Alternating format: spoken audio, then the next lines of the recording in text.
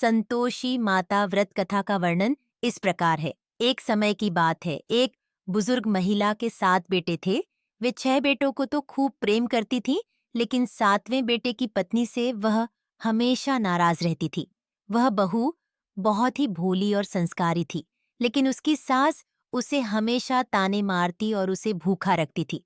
वह बहुत दुखी थी, लेकिन फिर भी कुछ नहीं कहती थी। एक दिन वह बहू अपने पति के पास गई और बोली, मुझे बहुत दुख हो रहा है। मैं हमेशा भूखी रहती हूँ और आपकी माँ मुझसे हमेशा नाराज रहती हैं।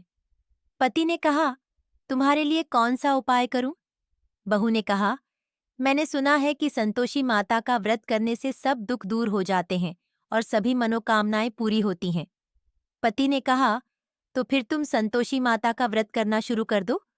उस दिन से बहू ने हर शुक्रवार को संतोषी माता का व्रत करना शुरू किया। उसने यह व्रत 16 शुक्रवार तक किया। वह श्रद्धा और विश्वास के साथ व्रत करती और संतोषी माता की कथा सुनती। धीरे धीरे उसकी स्थिति में सुधार होने लगा। उसके पति को भी अच्छा काम मिल गया और उसकी सास का व्यवहार भी बदलने लगा।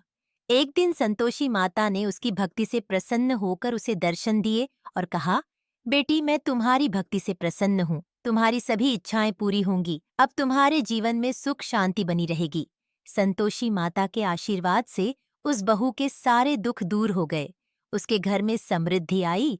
उसकी सास भी अब उसे प्रेम से देखने लगी और उसका परिवार खुशी खुशी रहने लगा। इस तरह संतोषी माता का व्रत करने से उस बहू के जीवन में संतोष और सुख का वास हो गया।